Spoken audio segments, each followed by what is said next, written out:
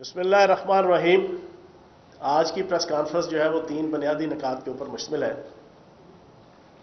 پہلا تو پنجاب حکومت اور سندھ حکومت کا لیٹسٹ قابلی جائزہ ہے، کیونکہ مکس اچار پارٹی نے ابھی تک 2 سیاسی لکی رانی سرکس کی ہیں، اس میں بزدار صاحب کو اور پنجاب حکومت کی پرفارمنس کے حوالے سے بھی بڑے سوالات اٹھائے۔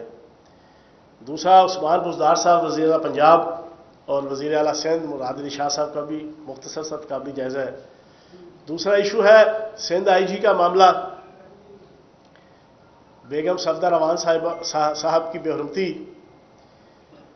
ورسز مزار قائد کی اور بابائے قوم کی بے حرمتی، اس ایشو کے اوپر بات کروں گا۔ اور تیسرا بڑا ہی امپورٹنٹ آج میں آپ کے سامنے آل شریف نواز شریف صاحب اور بیگم صفدر روان صاحبہ کا جو پاک فوج کے اور فوجی اداروں کے خلاف جو اپنے آخری دور حکومت میں جو بغض، کینہ اور عناد کیوں سٹارٹ ہوا، جو 20 وجوہات تھیں، اس میں سے ایک بنیادی وجہ وہ میں آپ کے سامنے رکھوں گا۔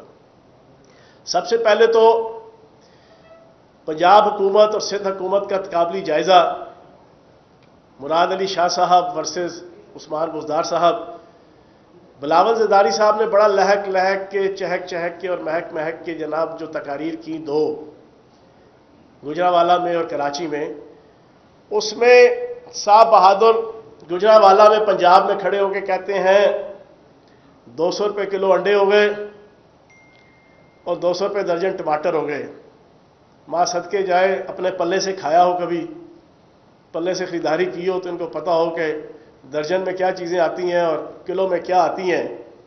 یہاں سے پتہ چل گیا کہ صاحب بہادر پاکستان کے رہنما نہیں ہے، شاید کسی مریخ کے یا پلوٹو کے کسی زمین کے یا کسی خطے کے جناب رہنما ہے، لیکن پھر بھی انہوں نے تنقید کی۔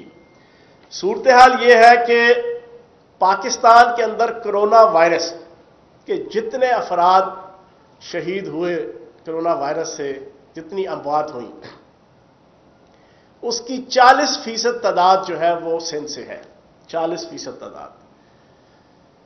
اور سندھ پنجاب کا آدھے سے بھی کم ہے، آبادی کے حوالے سے بھی اور جغرافیہ کے حوالے سے بھی۔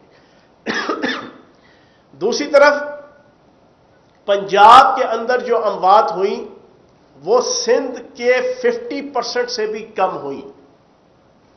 سندھ کی جو ٹوٹل اموات ہوئیں اس سے 50% سے بھی کم ہوئیں۔ پہلا تجزیہ تو کرونا وائرس کے ایشو کے اوپر ہی کم از کم جو پرفارمنس ہے، کہ جس میں سپریم کورٹ آف پاکستان نے بڑے واضح طور پہ اپنی ہیئرنگ کے درمیان قابل احترام فاضل ججوں نے پنجاب حکومت کو اپریشیٹ کیا کہ پنجاب حکومت کرونا وائرس کو پھیلاؤ کو کنٹرول کرنے کے حوالے سے اور کووڈ-19 کے خلاف جنگ میں ان کی جد و جہد مثالی تھی۔ پہلا تو یہ فرق پتہ لگ جاتا ہے، پنجاب حکومت ورسز سندھ حکومت، عثمان بزدار صاحب ورسز آپ کے مراد علی شاہ صاحب۔ اور پہلی چیز یہ بھی ذہن میں رکھ لیں، مراد علی شاہ صاحب پچھلے کئی سالوں سے بلکہ 2 دہائیوں سے سندھ اسمبلی کے ممبر چلے آ رہے ہیں اور پہلے وزیر خزانہ تھے اور اب پچھلے تقریباً کوئی 5-6 سال سے وزیر اعلیٰ ہیں۔ دوسری طرف وزیر اعلیٰ پنجاب سردار عثمان بزدار صاحب پہلی دفعہ MP بنے ہیں اور پہلی دفعہ وزیر اعلیٰ بنے ہیں۔ یہ چیز اپنے ذہن میں رکھ کے جب آپ یہ انالیسز میں آپ کے سامنے رکھوں گا تو آپ کو چیز سمجھ آ جائے گی۔ کرونا وائرس کے حوالے سے آپ کے سامنے آ گیا۔ پنجاب کے اندر پچھلے سال گندم کی پروکیورمنٹ وزیر اعلیٰ پنجاب سردار عثمان بزدار صاحب کی قیادت میں بہترین طریقے سے جو ٹارگٹ تھا اس کو اچیو کیا گیا اور اپنی پرفارمنس بہترین طریقے سے دی گئی۔ سندھ کے اندر وزیر اعلیٰ سندھ مراد علی شاہ صاحب کی قیادت میں 0% سرکاری خریداری تھی اور پریکیورمنٹ تھی، 0 ایک دانہ نہیں خریدا۔ یہ انالیسس بھی آپ کے سامنے۔ پھر سندھ کے اندر پچھلے سال 5 لاکھ ٹن گندم پاسکو نے رکھی تھی سندھ کے لیے کہ انہوں نے خریدنی ہے۔ اس سال فیبروری تک جب تک آٹا بحران نہ پیدا ہو گیا، جب تک JIT نہ بن گئی، جب تک میڈیا کے اندر اپوزیشن کے اندر چھتر اور لتر پڑنا نہیں شروع ہو گئے، سندھ حکومت نے اس وقت تک ایک دانہ نہیں خریدا تھا پاسکو سے 5 لاکھ ٹن میں سے ایک دانہ بھی. اور پھر جب یہ سب کچھ ہوا تو فیبروری کے اندر بھاگم بھاگ 5 لاکھ ٹن میں سے 2 لاکھ ٹن گندم انہوں نے خریدی. یہ آپ کے سامنے تقابلی جائزہ آ گیا کہ عثمان بزدار صاحب کتنے اچھا پرفارم کرنے والے ہیں، جو پہلی دفعہ وزیر اعلیٰ بنے ہیں اور پہلی دفعہ ایم پی اے، اور آپ کے مراد علی شاہ صاحب کتنا اچھا پرفارم کرتے ہیں. پھر اس کے بعد اس سال پنجاب نے 10 سال کی تاریخ کا سب سے بہترین ٹارگٹ سرکاری گندم کی خریداری کا 41 لاکھ ٹن، 91% جو ٹارگٹ طے ہوا تھا اس کا 91% اچیو کیا. دوسری طرف سندھ نے 12.5 لاکھ ٹن گندم اس سال سرکاری خریداری کی. لیکن ساتھ ایک اور چیز آپ کے سامنے رکھتا ہوں، پنجاب نے پورا سندھ، پورا کے پی کے، اسلام آباد، گلگت بلتستان، کشمیر سب کو فیسیلیٹیٹ کرتے ہوئے سردار عثمان بزدار صاحب کی وزارت اعلیٰ میں انہوں نے آج سے تقریباً 3-3.5 ماہ پہلے 7 جولائی سے 17,000 ٹن سے لے کے 30,000 ٹن ڈیلی گندم فلور ملوں کو ریلیز کرنا شروع کی تاکہ پاکستان کے اندر آٹے کا بحران نہ آئے، پنجاب کے اندر آٹے کا بحران نہ آئے، اور 5 ارب روپیہ ماہانہ سبسڈی اس کے اوپر دے رہے ہیں. دوسری طرف 12.5 لاکھ ٹن گندم اس دفعہ اچیو کرنے کے باوجود ایک گندم کا دانہ بھی 20 تاریخ تک، پرسوں ترسوں تک انٹینشلی، پرپزلی، ولنگلی، جان بوجھ کے پاکستان کے اندر پی ٹی آئی کی حکومت کو، عمران خان صاحب کو ڈیگریڈ کرنے کے لیے، ریپروچ کرنے کے لیے، بدنام کرنے کے لیے، آٹے کا بحران پیدا کرنے کے لیے اس 12.5 لاکھ ٹن گندم میں سے ایک دانہ بھی فلور ملوں کو ریلیز نہیں کیا گیا آج سے 3 دن پہلے تک، اور ابھی تک کا بھی مجھے نہیں پتا کہ ریلیز شروع کی کہ نہیں کی. دوسری طرف سردار عثمان بزدار صاحب کی قیادت میں پورے پاکستان کو گندم کے بحران سے بچانے کے لیے پنجاب حکومت یہ کر رہی ہے. ایک تو یہ پرفارمنس آپ کے سامنے. تیسری بڑی امپورٹنٹ چیز، سردار عثمان بزدار صاحب کی وزارت اعلیٰ 2 سال بھی پورے نہیں ہوئے، گنے کے کاشتکاروں کو پاکستان کی ہسٹری میں پہلی دفعہ پنجاب کے اندر بہترین ادائیگیاں شروع ہوئیں، بہترین ادائیگیاں، اور اس سال 99% ادائیگی ہو چکی ہے. سردار عثمان بزدار صاحب وزیر اعلیٰ پنجاب اور پنجاب حکومت کی سپرویژن میں.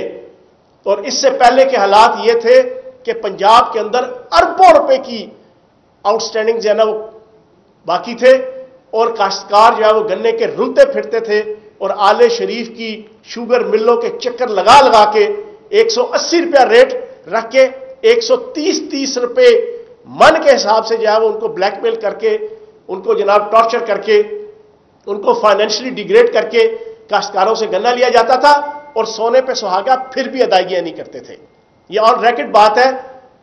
لیکن پنجاب کے اندر ان 2 سالوں کے اندر 99% ادائیگیاں ہوئی ہیں، اور 230 روپے من، 200 روپے من کے حساب سے جناب گندم کی گنے کی جناب کاشتکاروں کو.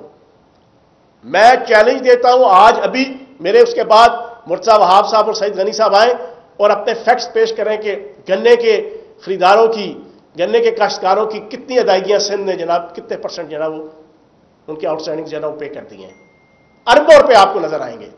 یہ فرق بھی آپ کے سامنے بڑا کلیئر کٹ. اور ایک بڑا امپورٹنٹ جو اگلا ایشو میں آپ سے سندھ آئی جی کا معاملہ ڈسکس کروں گا، وزیر اعلیٰ سندھ مراد علی شاہ صاحب جو بڑا اپنے آپ کو جناب ایکٹیو، افیکٹو، ویجیلنٹ وزیر اعلیٰ کے طور پہ پیش کرنے کی ناکام کوشش کرتے ہیں، اور اربوں روپے کا ان کے ڈی جی پی آر کے اندر بجٹ رکھا ہوا ہے، ایڈز کے ذریعے سے، باقی چیزوں کے ذریعے سے. آئی جی سندھ کے معاملے میں پریس کانفرنس کرتے ہیں اور برملا کہتے ہیں کہ بڑا غلط ہوا جناب مزار قائد پہ، اور ساتھ ہی کہتے ہیں جناب آئی جی سندھ جناب ہمارے کنٹرول میں نہیں. اس کا مطلب ہے تم اپنے منہ سے مان رہے ہو کہ آپ نااہل ہو، آپ نکمے ہو، آپ سے آپ کا آئی جی جو ہے وہ سنبھالا نہیں جا رہا. تو میں یہ سمجھتا ہوں کہ بلاول زرداری صاحب 200 روپے کلو انڈوں والی سرکار اور 200 روپے درجن ٹماٹروں والی سرکار، آپ تقریر شروع کرتے ہیں تو عثمان بزدار صاحب اور پنجاب حکومت کی طرف نگاہ اٹھانے سے پہلے یا اس طرح ایک انگلی اٹھانے سے پہلے 4 انگلیاں جناب اپنی حکومت، اپنے مراد علی شاہ صاحب اور اپنی سندھ حکومت کے جو 13واں سال پورا کر رہی ہے لگاتار وہاں کے حالات جو ہے نا، یہ صرف چند ایک میں نے بتایا. یہاں 7500 میں آپ کو بتا سکتا ہوں تھر کے سالانہ 10,000 بچوں کی اموات سے لے کے اندرون سندھ کے اندر جناب بولے کتوں کا کاٹنے کے ٹیکے نہ ہونے سے لے کے اور اس طرح کی 7500 چیزیں ہیں. لیکن میں نے چھوٹا سا نقشہ پیش کیا ہے. آئندہ مجھے امید ہے کہ 200 روپے کلو انڈوں والی سرکار جو ہے وہ بات کرنے سے پہلے 100 دفعہ سوچے گی. دوسرا بڑا امپورٹنٹ معاملہ مزار قائد کی اور بابائے قوم کی بے توقیری. لیکن میں حیران ہوں، میں نے لاسٹ ٹائم بھی کہا تھا حادثے سے بڑا سانحہ یہ ہوا، لوگ ٹھہرے نہیں حادثہ دیکھ کر. انہیں صفدر آوان کی بے توقیری کے اوپر چیخ رہے ہیں یہ مکس 4 پارٹی. اور میں حیران ہوں، صبح 9 بجے سٹارٹ کرتے ہیں، شام کے 6 بجے تک جب تک ٹاک شو سٹارٹ نہیں ہو جاتے. یہ روزانہ پچھلے کئی ہفتوں سے آپ دیکھ رہے ہیں مکس 4 پارٹی کی 8 سے 12 لیڈر آ کے پریس کانفرنس کرتے ہیں. اور رونا کیا ہے؟ ابھی کہتے ہیں چادر 4 دیواری ڈسٹرب ہو گئی. بابائے قوم کی کوئی عزت نہیں ہے، بابائے قوم کا کوئی وقار نہیں ہے، بابائے قوم کی کوئی ڈگنیٹی نہیں ہے، بابائے قوم کی کوئی رسپیکٹ نہیں ہے، بابائے قوم کا کوئی تعلق نہیں ہے 22 کروڑ پاکستانیوں سے، بابائے قوم کی کوئی افیکشن نہیں ہے 22 کروڑ پاکستانیوں سے، بابائے قوم کی کوئی ایفیلیشن نہیں ہے 22 کروڑ پاکستانیوں سے. بابائے قوم کا پاکستان کی عوام کے ساتھ کوئی لینا دینا نہیں ہے. پاکستان میں اگر کوئی ہیرو ہے تو وہ سر پھرا پاگل جو ہے وہ صفدر امان ہے. اس کی بے توقیری ہو گئی. ہائے ہائے ہائے ہائے ہائے، سیاپا پہ گیا. اور دوسرا وہ آئی جی سندھ کی بے توقیری ہو گئی جی. بالکل جناب، بالکل ٹھیک کہہ رہے ہیں آپ، آئی جی سندھ کی بے توقیری ہو گئی جی. کیوں کہ اس آئی جی سندھ نے آپ کی توقیر قائم کرنے کے لیے اومنی گروپ کے کرپشن کیسز کے اندر آپ کو فیسیلیٹیٹ کیا تھا، اور اسی پاکستان کی سپریم کورٹ نے اس کو سی سی پی او کراچی کے عہدے سے ہٹوایا تھا. اگر اس نے آپ کی بے توقیری ہونے سے بچایا تھا تو آپ کی بلا سے کہ بابائے قوم کی بے توقیری ہو، بابائے قوم کے مزار کی بے توقیری ہو، آپ نے تو پہرا دینا ہے نا. آپ نے اس آئی جی سندھ کی بے توقیری کا، وہ تو آگے آج جا کے میں بتاؤں گا کہ بے توقیری ہوئی کہ نہیں ہوئی. لیکن جو آپ نے ڈرامہ بنایا ہوا ہے کہ آئی جی سندھ کی بے توقیری ہو گئی. بالکل جناب، آئی جی سندھ آپ کا زر خرید غلام، آپ کی کرپشن، بددیانتی، 2 نمبری، ٹکے ماری، پیدا گیری، نوسر بازی، اقربا پروری، منی لانڈرنگ اور ٹیٹیز کے اندر جناب آپ کو سپورٹ کرتا تھا. اس کی بے توقیری تو آپ کو نہیں چاہیے. قائد اعظم صاحب کا کیا ہے؟ بقول آپ کے شرم کا کوئی ان کے پاس میں سمجھتا ہوں کہ پیمانہ نہیں ہے. 4 دن گزر گئے ہیں، کسی مکس اچار پارٹی کے انگریڈینٹ کو، لیڈر کو اخلاقی جرت نہیں ہوئی کہ یار اپنی پریس کانفرنس شروع کرنے سے پہلے کم از کم قوم سے معافی مانگ لو کہ واقعتاً غلط ہوا. ہم اس پہ شرمندہ، اسپیشلی نون لیگ، میم لیگ، کسی سے ابھی تک. اور اب ڈرامہ کیوں مچا رہے ہیں یہ آئی جی سندھ کا؟ بنیادی ایجنڈا ایک ہے. جب chief of the army staff general Qamar Javed Bajwa صاحب نے کمیٹی بنا دی یا کور کمانڈر کراچی کو کہا کہ فوری طور پہ انویسٹیگیشن کر کے رپورٹ دو، اس کے بعد تک بنتی ہے کہ آپ ڈرامے بازیاں کریں. 9 بجے سٹارٹ ہوتے ہیں، پچھلے 4 دن سے آپ دیکھیں گے رات کے 6 بجے تک. بڑی بے حرمتی ہوگی جی صفدر امان کی، بڑی بے حرمتی ہوگی جی آئی جی سندھ کی. بنیادی ایجنڈا ہے پاکستان کی فوج اور پاکستان کے اداروں کو پریشرائز کرنا. ناکام کوشش، ناکام دباؤ لانے کی، صرف اپنے کرپشن کے کیسز، اپنی منی لانڈرنگ کے کیسز سے توجہ ہٹانے کے لیے، اور ان کی غلط فہمی ہے کہ کوئی بارگیننگ کرنے کے لیے. نہیں جناب، میں آج 2-3 باتیں کروں گا جو شاید ابھی تک 4 دنوں میں کسی نے نہیں کی ہوں گی. پاکستان کے لیڈنگ ٹی وی چینلز کے اندر صفدر امان صاحب کے ویڈیو آڈیو کلپس موجود ہیں جس میں وہ کہتے ہیں کہ مجھے تو اپنی بیگم صاحبہ سے ملاقات کرنے کے لیے کئی ہفتے ٹائم لینا پڑتا ہے. یہ میں الزام نہیں لگا رہا، یہ کلپس جو ہے نا وہ آپ چلائیں. میں دعوے سے کہتا ہوں جس ہوٹل کے اندر صفدر اعوان صاحب تھے وہ اپنے کمرے میں تھے اور بیگم صفدر اعوان صاحبہ اپنے کمرے میں تھیں. اس کی انویسٹیگیشن بھی ہو کے سامنے آ جائے گی. پہلے دن جو انہوں نے اپنے 2 زرخرید لوگوں کے ذریعے سے ٹویٹس کرائے، ایک ان کا خاص پپٹ ہے سابق پیمرا کا چیئرمین ابصار عالم، اس نے ٹویٹ کیا جو چٹخنی اور جو ہتھی اس نے دکھائی ہوٹل کی، وہ دروازہ اور وہ کچھ اور تھا، اور ایک دوسرا ان کا خاص ملازم ہے، میں نام نہیں لوں گا، اس نے ٹویٹ کیا ایگزیکٹ اسی ٹائم وہ دروازہ اور وہ ہتھی کوئی اور تھی. یار کچھ جھوٹ کے اور فریب کے اور فراڈ کا کوئی سر پاؤں نہیں ہوتا. اور پھر جس عزت اور احترام کے ساتھ سندھ پولیس کی گاڑی میں اکیلا اس کو لے کے ویڈیو سارے ٹی وی چینل دکھا رہے ہیں، اگلی سیٹ پہ بٹھا کے صاحب بہادر کو لے کے گئے، تو جناب اگر بقول ان کے رینجرز آئی اور جناب اس نے آ کے اٹیک کر دیا، دروازہ توڑ دیا، تو اس پوری ویڈیو کے اندر سارے لوگ نظر آ رہے ہوتے. پھر دوسری بڑی امپورٹنٹ چیز، بیگم صفدر اعوان صاحبہ وہ شخصیت ہے جو ٹوٹل سوشل میڈیا کی لیڈر ہے. ساری دنیا جانتی ہے وہ تقریر کر رہی ہوں گی تو ہاتھ میں موبائل، تقریر کرتے ہوئے بھی جو ہے نا وہ خود جناب فوٹوز لے رہی ہوں گی، وہ میٹنگ میں بیٹھی ہوں گی فوٹو لے رہی ہوں گی، ویڈیو بنا رہی ہوں گی، وہ جس حالت میں ہوں گی جناب وہ ویڈیو اور فوٹو بنا کے فوراً ٹویٹ کر رہی ہوں گی. وہ تو ٹویٹر ملکہ ہے، ملکہ ٹویٹر، اس کے علاوہ تو ان کا اور کوئی کام نہیں ہے. یہ کیسے ہو سکتا ہے کہ وہ چادر 4 دیواری ڈسٹرب ہوئی ہوتی اور بیگم صفدر اعوان صاحبہ کے کمرے کو جو ہے وہ دروازے کو توڑا گیا ہوتا اور انہوں نے فوٹو نہ بنائی ہوتی، انہوں نے اپنے موبائل کے ذریعے سے فوراً فوٹیجز نہ بنائی ہوتی اور فوٹیجز بنا کے چلائی نہ ہوتی. وہ تو ججز کی جناب ویڈیو بنا لیتی ہیں، وہ تو مخالفین کی جو ہے وہ ویڈیو بنانے کی جناب بڑی ماہر اور جناب کاریگر اور فنکار اور گھر سر رکھنے والی اور جناب صلاحیت رکھنے والی خاتون ہے. تو کیا عقل یہ مانتی ہے کہ اس ٹائم وقوعے کے وقت اگر بیگم صفدر اعوان صاحبہ کے کمرے کے اندر یہ ساری توڑ پھوڑ یا کوئی ہنگامہ یا کوئی اٹیک یا کوئی رش چاہے پولیس کا تھا چاہے کسی کا بھی تھا ہوا ہوتا اور بیگم صفدر اعوان صاحبہ نے ویڈیو یا فوٹیج نہ بنائی ہوتی اور اس کو سوشل میڈیا پہ نہ چڑھایا ہوتا؟ تو جناب والا میں دعوے سے کہتا ہوں ابھی انویسٹیگیشن ہوگی تو پتہ چل جائے گا. صفدر اعوان صاحب اپنے کمرے میں تھے، بیگم صفدر اعوان صاحبہ اپنے کمرے میں تھیں اور یہاں پہ ڈرامہ رچایا جا رہا ہے جناب چادر 4 دیواری ڈسٹرب ہو گئی. تو مجھے افسوس سے کہنا پڑتا ہے کہ مزار قائد کی کوئی چادر 4 دیواری نہیں ہے، مزار قائد کی کوئی رسپیکٹ نہیں ہے، مزار قائد کا کوئی احترام نہیں ہے، مزار قائد اور بابائے قوم کا کوئی احترام نہیں. احترام ہے تو آئی جی سندھ کا ہے، احترام ہے تو صفدر اعوان کا ہے. اور اس ایشو کے اوپر آخری بات کہتے ہیں صفدر اعوان صاحب میں نے وہاں پہ مادر ملت کے نعرے لگوائے.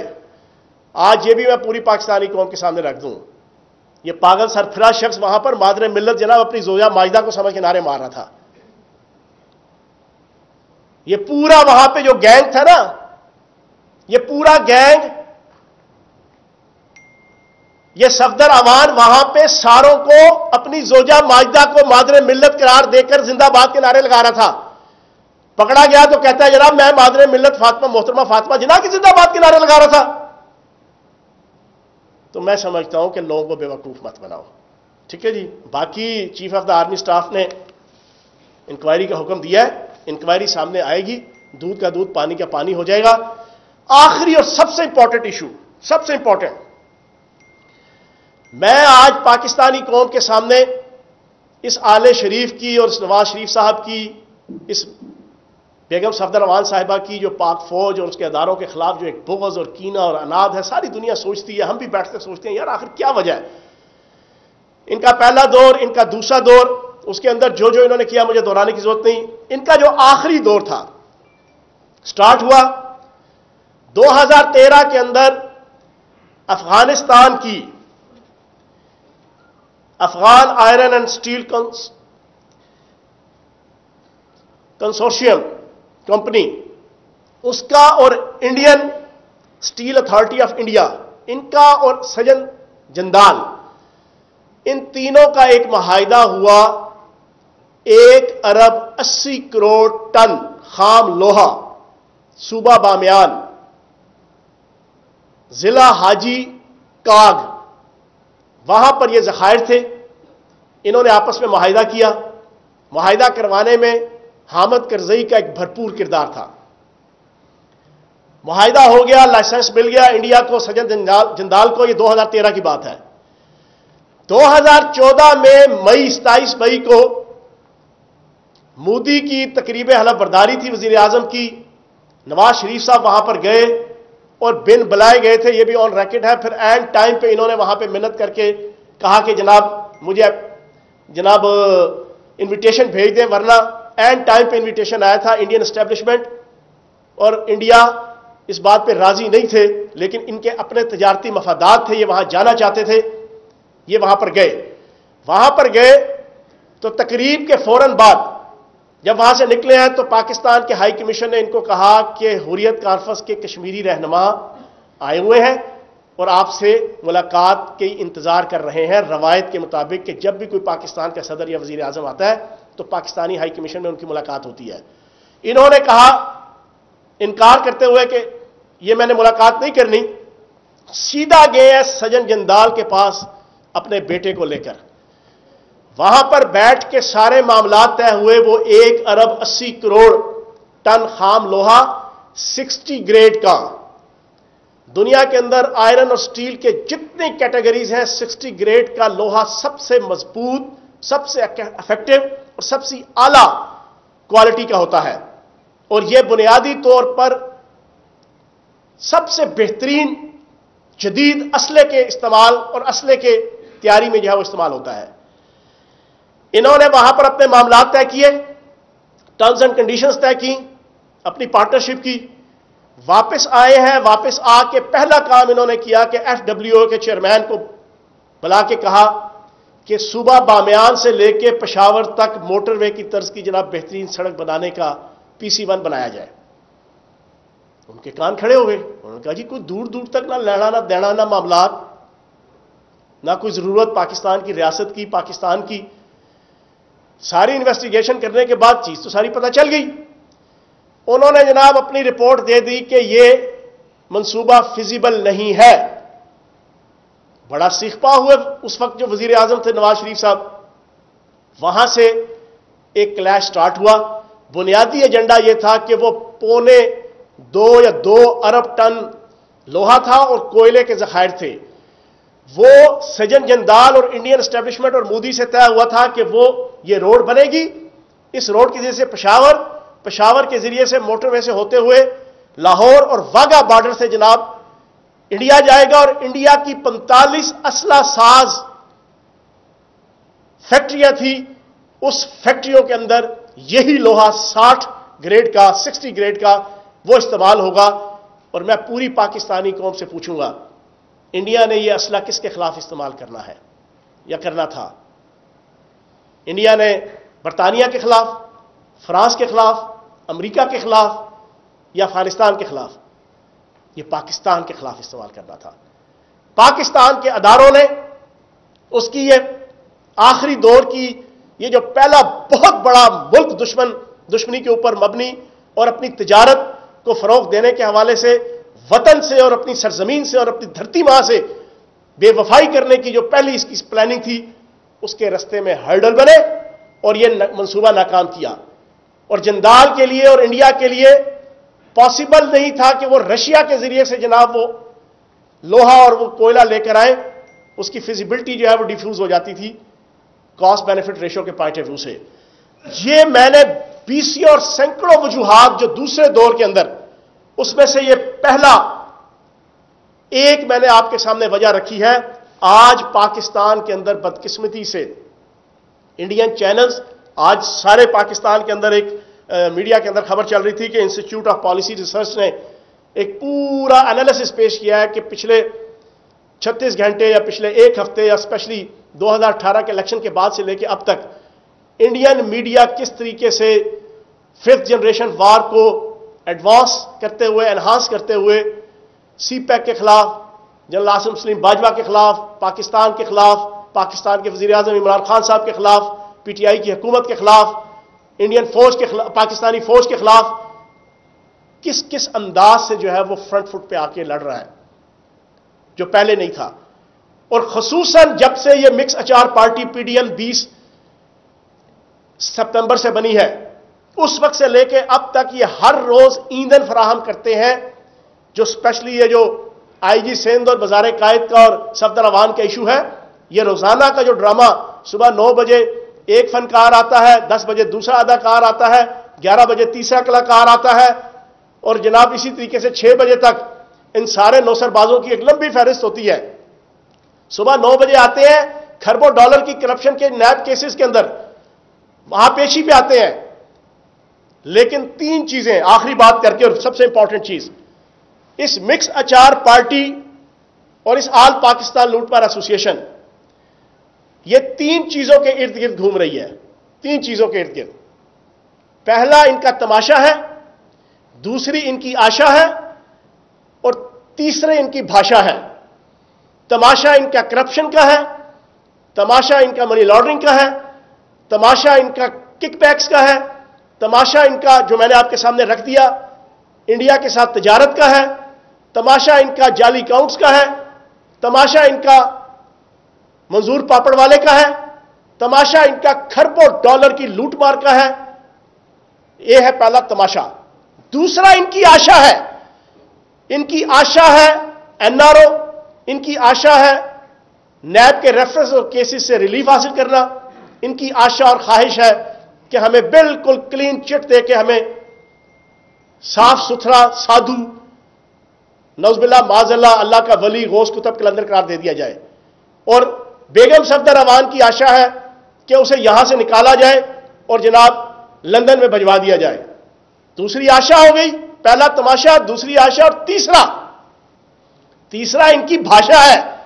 بھاشا یہ روزانہ آئین کی حکمرانی، جمہوریت کی حکمرانی، اداروں کی رسپانسبلٹیز، قانون کیا کہتا ہے، آئین کیا کہتا ہے، یہ بھاشا صبح 9 بجے شروع ہوتی ہے اور رات تک جناب ٹاک شوز کے اندر آپ ان کی بھاشا سنتے ہیں. تو بات سمپل سی ہے، تماشا کرپشن کا، آشا این آر او کی، اور بھاشا جناب جمہوریت، 18ویں ترمیم اور اداروں کی اپنی اپنی دائرہ کار کے اندر رہنے کی جناب تلقین. ان 3 چیزوں کے ارد گرد یہ مکس چار پارٹی اور آل پاکستان لوٹ مار ایسوسی ایشن گھوم رہی ہے. لیکن انشاءاللہ پاکستان کی 22 کروڑ عوام ان کی کسی سازش کو کامیاب نہیں ہونے دے گی، نہ انڈین چینلز کی، نہ انڈین میڈیا کی، نہ انڈین را کی. بہت شکریہ. چیف آف آرمی اسٹاف سے کہ وہ اس پہ انویسٹیگیشن کروائیں. انہوں نے کور کمانڈر سے رپورٹ لی اور ان کو حکم دیا کہ آپ اس کی انویسٹیگیشن کریں. دوسری جانب مراد علی شاہ صاحب جو وزیر اعلیٰ سندھ ہیں، وہ ایک کمیٹی بناتے ہیں جس میں 5 لوگ شامل کرتے ہیں، جس میں تحریک انصاف کا کوئی ممبر نہیں ہوتا، اور اس میں اپنے ہی ان کے وزراء ہیں جو پارٹی کے، ان کو شامل کیا جاتا ہے. کیا آپ سمجھتے ہیں کہ بلاول بھٹو ایک طرف آرمی چیف سے مطالبہ کر رہے تھے اور دوسری طرف اپنی کمیٹی بنا رہے ہیں؟ کون سچا ہوگا اور کون جھوٹا ہوگا؟ کیسے فیصلہ کیا جائے گا؟ 18ویں ترمیم کی غزل سن سن کے پچھلے 10 سالوں میں کان پک گئے ہیں. یہ صبح سے لے کے رات تک بتاتے تھے کہ 18ویں ترمیم کے بعد صوبے با اختیار ہیں اور صوبوں کے پاس انتظامیہ، پولیس، تمام کے اختیارات صوبوں کے پاس ہیں. اب جب اسی اختیار کے تحت پولیس نے ایکشن لیا ہے تو اب یہ چیخنا چلانا شروع ہو گیا اور ڈبل گیم کر رہے ہیں. بنیادی طور پہ بلاول زرداری اور آپ کے مراد علی شاہ صاحب یہ ڈبل گیم کر رہے ہیں. اور بنیادی طور پہ انہوں نے سب کچھ کیا، پری پلانڈ کیا، اداروں کو ملائن کرنے کے لیے کیا. ورنہ آپ کے سامنے نظر آ جاتا کہ جو ابھی تک ویڈیو فوٹیجز آئی ہیں، رینجرز کا کوئی بندہ وہاں پہ نظر نہیں آیا. پولیس تھی، پولیس کی گاڑی تھی اور عزت اور احترام کے ساتھ ان کو لے جایا جا رہا تھا.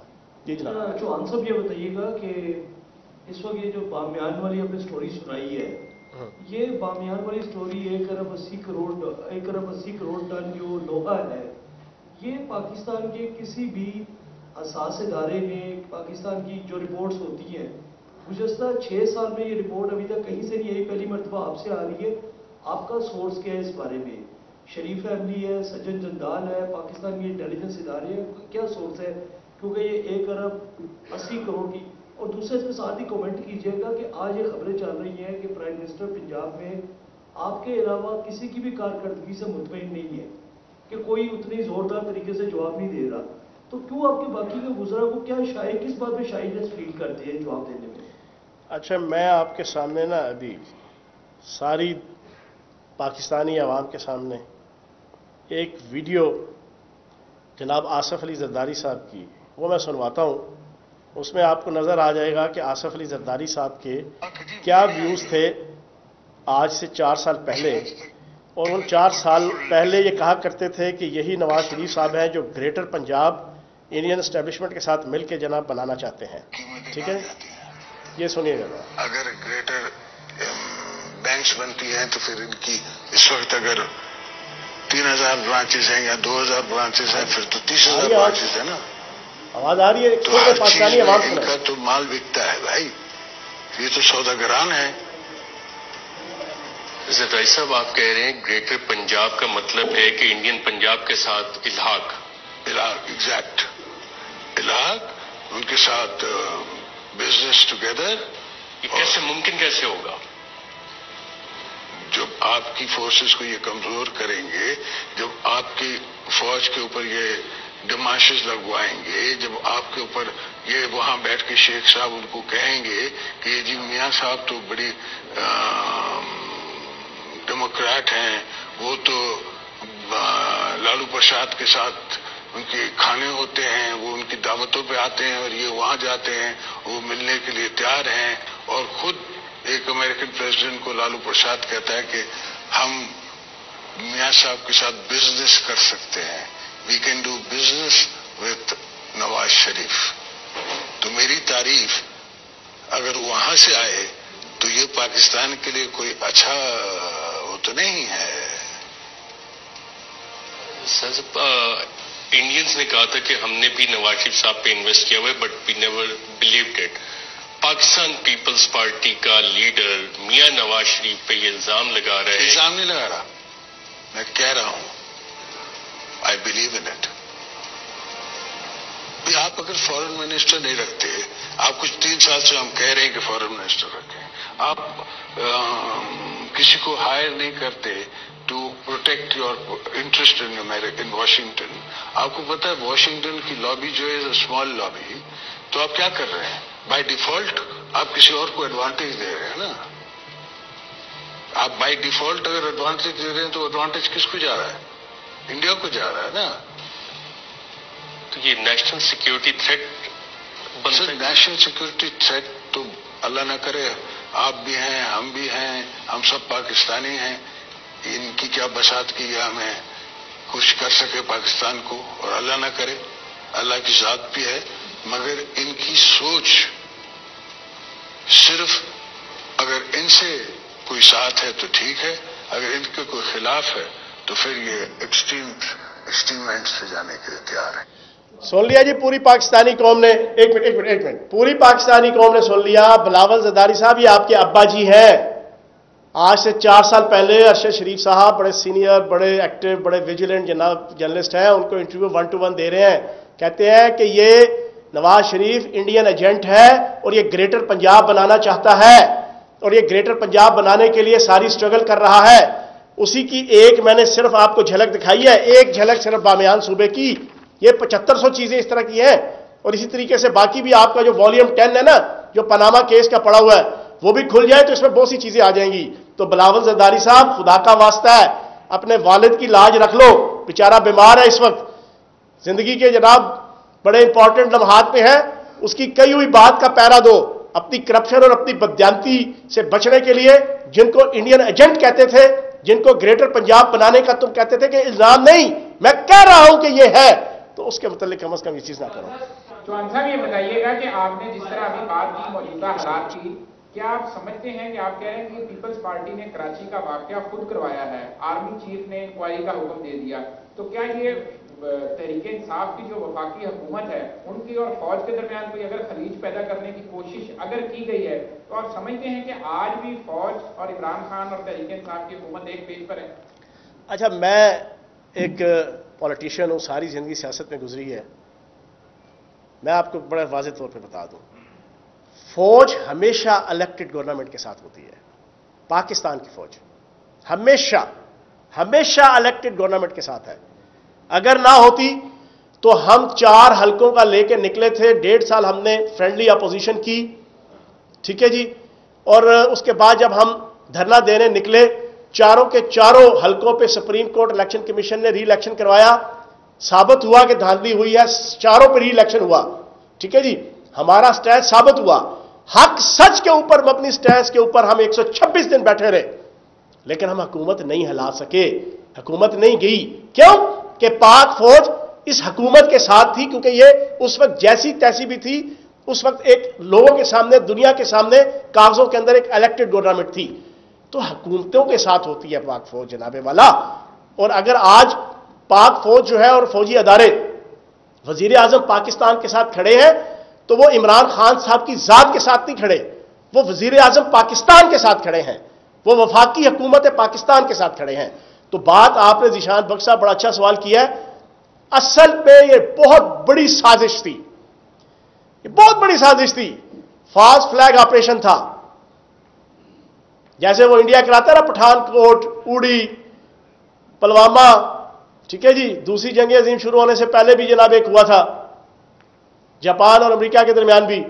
بالکل یہ وہ آپریشن ہے جس کے تحت پری پلانڈ کوشش کی گئی ہے اداروں کو ملائن اور ریگریٹ کرنے کی, اور حکومت اور اداروں کے درمیان ایک تفرقہ ڈالنے کی.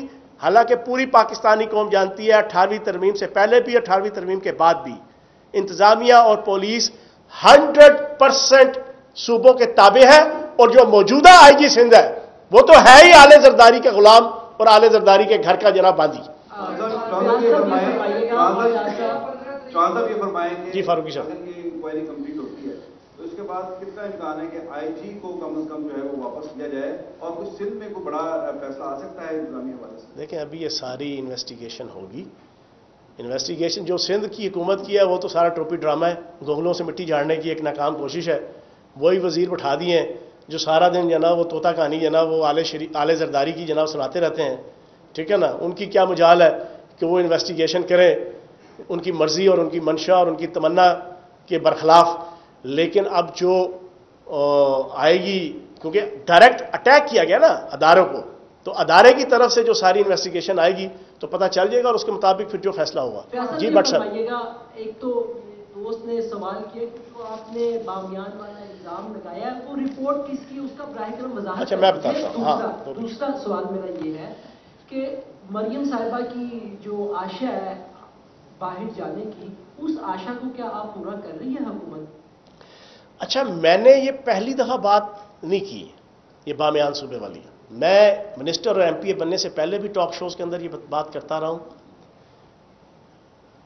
دنیا نیوز کے بڑے ویجیلنٹ جناب آرٹیکل رائٹر ہیں منیر بلوچ صاحب, انہوں نے کل یہ آرٹیکل بھی لکھا ہوا ہے, اور اس سے پہلے بھی کئی دفعہ وہ لکھ چکے ہیں, اور اس کے علاوہ اور کئی کالمسٹ جو ہے یہ بات لکھ چکے ہیں.